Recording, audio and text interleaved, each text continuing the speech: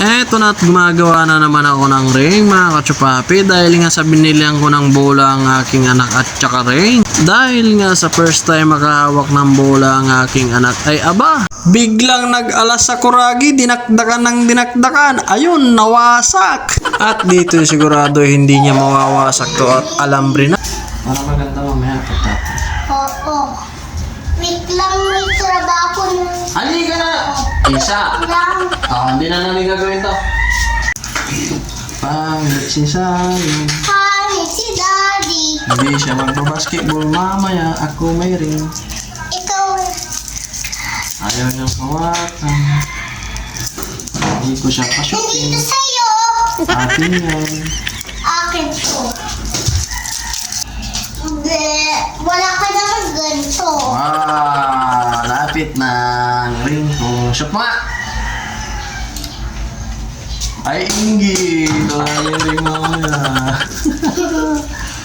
Hindi pa yan tapos. Wala ka rin. Ngayon. Shoot mo, dali! Sige. Ring natin yan. Dali, shoot mo! Wow!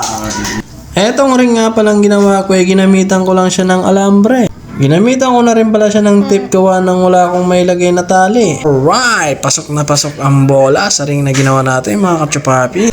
Dali-dali din pala akong nag-ikot sa bahay at naghanap ng gagawin kong board. Natapos ko na rin palang sukatin at ito'y binutas ko na para may kabit na ang ring. Heto na't natapos ko na rin at naikabit ko na rin sa bintana. Winalis na rin pala ng anak ko yung kalat sa labas para mapagsimula na agad.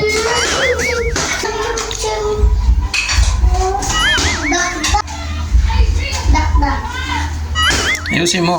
Doon ka, tingin ka doon.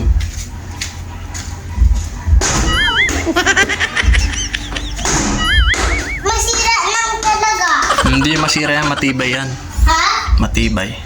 Matibay? Dagdag mo, dali.